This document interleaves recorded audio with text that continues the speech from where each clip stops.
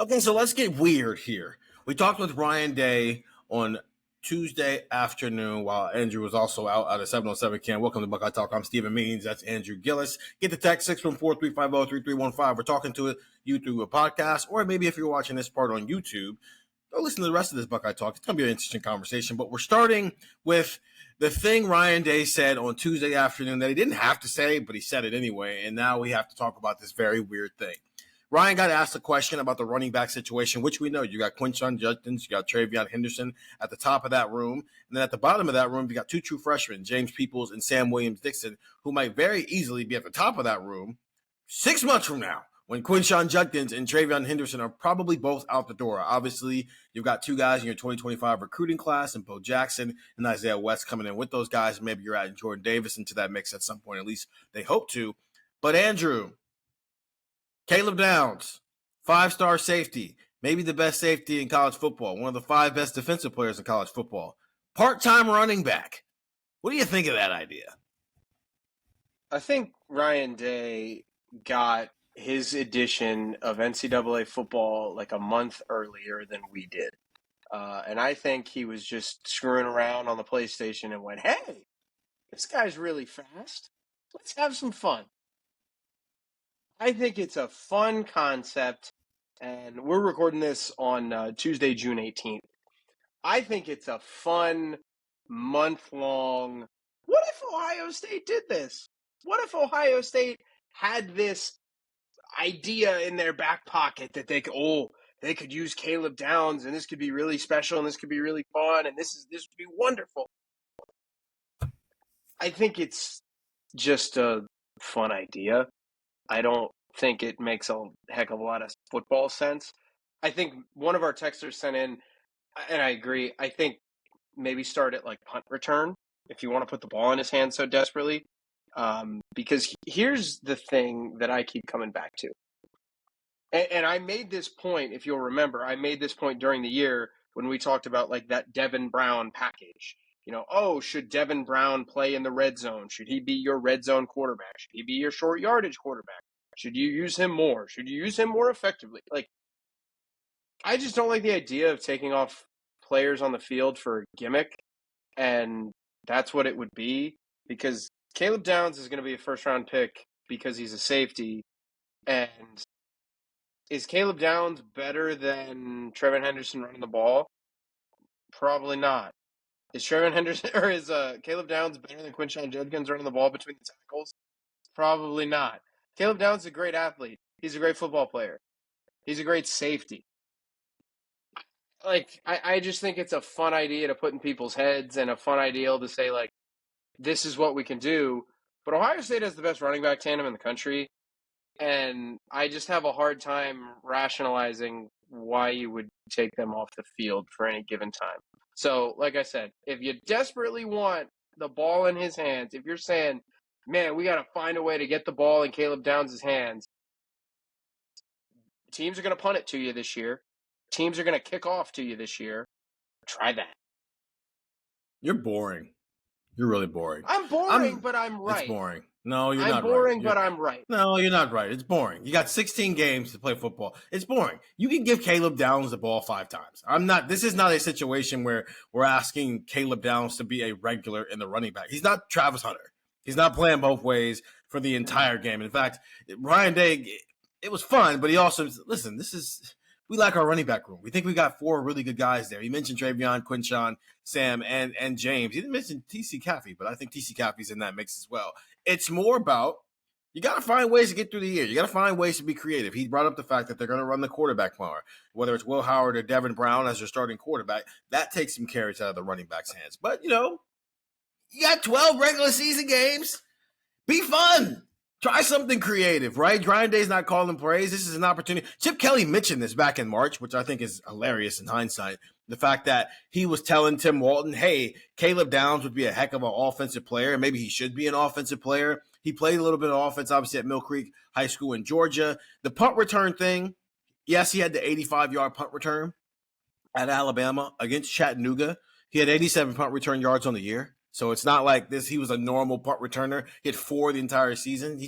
He's a weapon that let's just say there's 300 plus, there's going to be like 500 carries to go around between the quarterbacks and all the running backs.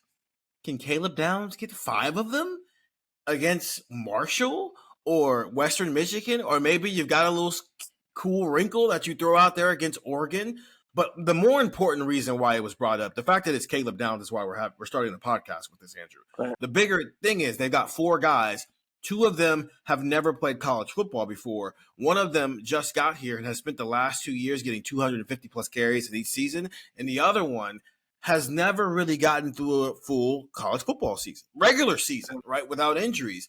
And so it's about being prepared for everything. We're talking about a football program who the last time Michigan came to Ohio State didn't have Travion Henderson. They didn't have Mayan Williams. They were starting Chip Trainum, who started the year out as a linebacker. So it's more that part of the conversation of they're exploring every option, not leaving any stone unturned to make sure if they're put into a position, it's not being sprung on them on like a Wednesday practice before a game. No, they rep some of this stuff. He even said, we've pitched it to him a couple of times. Is anybody expecting Caleb Downs to turn into Travis Hunter? No, but Ohio State's done this before. Rashad Berry, back in 2019, he played tight end and defensive end in the same game, right? Chris Gamble is obviously the most famous one in Ohio State history, right? So we've seen it happen before. It's not going to go that far. If it goes that far, that means some things have gone really left in the running back room, as it did in 2022. This is more about let's have some fun with this. Can we get a Caleb Downs jet sweep? I'm not against it. Of the 500 carries that you're going to have this year, can Caleb Downs get 3 of them? And that's not taking away from the rest of your team. You're right. I think that's fun. So, sidebar question real quick. Did Ryan Day get, like you said, I was outside watching dozens of high school teams run around for a 7-on-7. Did he get asked about TC Caffey? Can you explain if anything went on about TC Caffey? Directly. They do like TC Caffey. They do like TC Caffey, and he's just running down a list of guys. He didn't purposely forget TC Caffey. As you're running down, TC Caffey's not one of the scholarship running backs, so it's not one of the first people you think of. Especially, listen, it's June. It's June 18th as we had that press conference. Right. So there's not a lot of news going on. He's not even really around the football team right now. He's in CEO mode doing fundraiser stuff. The coaching staff is recruiting. So this is really just like there was nothing to talk about. So why not just, hey, we never saw it in practice, but hey, we did this thing this one time. Why? Because we're going to talk about it. 2, it's something that defensive coordinators are now thinking about. If they see number 2 and it's not a Mecca Abuko on the field, they're going to go, Caleb Downs is out there. Oh, Ryan Day said that back in, he kind of played his hand a little bit. It's not a thing. It's a thing that's a thing only because there's no other things to talk about. So because it's a thing that's only a thing because there's no other things to talk about, we get to talk about the best safety in the country getting 5 carries this year and whether or not we think, if I put the over under at 3.5 carries for Caleb Downs for Ohio State over the next 16 games in 2024, you taking the over or the under? I'm going to take the under. I think this might be something you try out once and then you try it out. Or maybe even not at all. Maybe you just bring it up. Maybe you just like bring it up and you just like, hey, guys, by the way, we've got this in our back pocket. We can do this. Caleb Downs has that ability. Because like I was thinking about it, we're not going to get a Charles Woodson or like a Champ Bailey type of player, right? Like you said, like a Chris Gamble. Like this is not turning into that where it's, yeah, he's going to be playing 100 snaps every game. When the coaches purposefully are bringing up the fact that, hey, we might play more games than we've ever played before, you're not trying to add reps to a guy or at least meaningful reps to a guy. I actually hadn't thought of that until you said it. I was going to say, well, are you going to take Travion or Quinshon off the field? If you want to give the ball to Caleb Downs, then okay. Well, that's what I'm saying. The thing. There's like so many. I think put him at receiver, but you have to take a Mecca off the field because they can't have the same number. Yeah, they have the same number. Yeah, you can. Yeah, that's so true. I thought about it. I was like, you got put them in one of those jerseys. You put them in one of those jerseys that they would wear on special teams, and they go, number 2 is now number 69 on the field. Listen. I think he's got the right OC, because if Ryan Day was still calling plays, this is not a conversation. He's not doing it. You're not trying to get that guy hurt. That's not where Ryan Day is. But you got an offensive coordinator in here now We've known that Chip Kelly can be a little creative with what he wants to do sometimes, right? And in the run game, you know what? We've already seen this too. We've seen Caden Curry and Caden McDonald. Those are defensive linemen. Now they came in to be fullbacks and only block, but like I remember asking Day about it. There were things in that set where like Caden Curry could catch a pass because it can't be one dimensional. That's the thing. If you're going to have a formation that you're going to play on game day, you got to have 3 or 4 different things that you can't. Not saying you will run them. You have to be able to run them because if not, every time this guy goes on the field, everybody knows what you're doing. I'm not saying it's going to happen. I'm with you. It's probably going to be the under. This is probably going to be a situation where you know what's actually going to happen. They're going to pull it out, and the opponent's going to call timeout immediately. That's exactly what's going to happen. And then they're going to run something normal. If you see the best safety in the country who has never played offense at the college football level, all of a sudden pop out on offense, I'm calling timeout, and we're regrouping because I can't let you get that off. But even you brought up Charles Woodson. Charles Woodson wasn't, getting the ball a lot on offense, right? It wasn't like he was, 50-50. No, he just made a couple he was a defensive player who made a couple of big plays. As a matter of fact, here it is. He had 10 catches in 1996. He had 11 catches in 1997. And he had 3 runs in 1997 and 6 runs in 1996. So that's 16 touches in 1996. And in 97, the year he won the Heisman, he had 14 touches that year. So 30 touches in his career. Again, we're not saying he's going to go Travis Hunter with this. We're not even saying he's going to get to that far to what Charles Woodson got to. All I'm thinking is I could see them doing it. I could see them pulling it out once or twice as just like an interesting wrinkle at a moment in the game, kind of similar to when they had the Evan Spencer pass to Michael Thomas in the national championship game. That's when you pull that type of stuff out. I can envision the playoff game right now. Georgia, Ohio State, it's 3rd and 2, and Caleb Downs is out there, and it's like a little jet sweep to Caleb Downs, and it's like a 6-yard gain or something like that. But it's like if they win the national championship, and then we're talking about moments from the season that mattered the most, we're talking about, Caleb Downs converting a 3rd and 2 jet sweep. Where did they come up with that idea? You know what? A couple things there.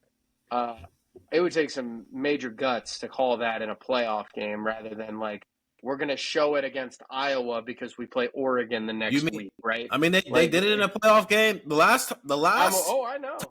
They beat an SEC team. They pulled it out. So I am again. So, you're probably right. They're probably not going to do anything with this.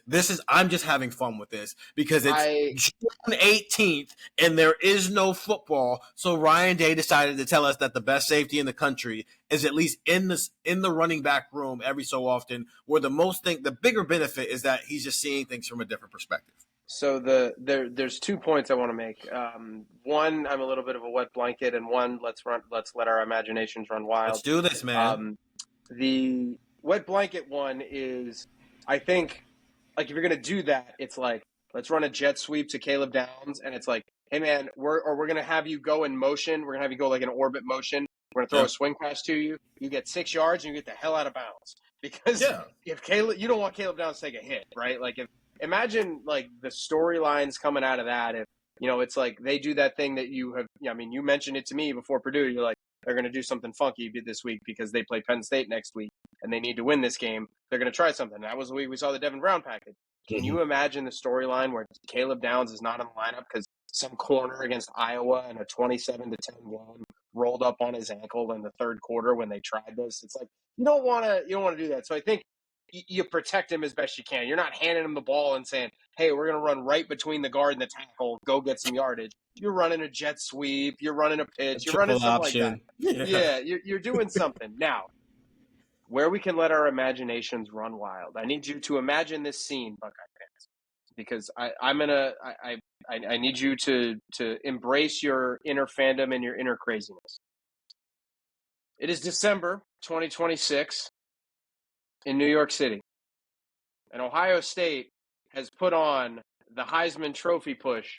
Wait. Did for you Caleb think in Downs. 2026, Caleb Downs is still going to be playing college football? Okay. Excuse me. I meant in 2025. In 2025, Ohio State has done the thing that they did with Marv, where they pushed. and there's four finalists in New York, and they push for Caleb Downs, right? Like, they try to get him the ball, and hey, they throw him a touchdown pass or two so that they could get him in the mix. And on Caleb Downs' left is quarterback Julian Sayin, and on his right is wide receiver Jeremiah Smith. Ohio State has 3 Heisman finalists because they decide, you know what? Let's get Caleb Downs the ball, and let's try to get as many of our guys to New York as possible in 2025. 3 of the 4 Heisman Trophy spots would be something else. It's never going to go that far, though. I mean, they are going to be completely resetting the roster after the season. So there's opportunity to just maybe try some stuff with Caleb Downs if you want to, depending on what your roster looks like. But I don't think it's that crazy. I think and to your point, I don't want you to pull out against Iowa.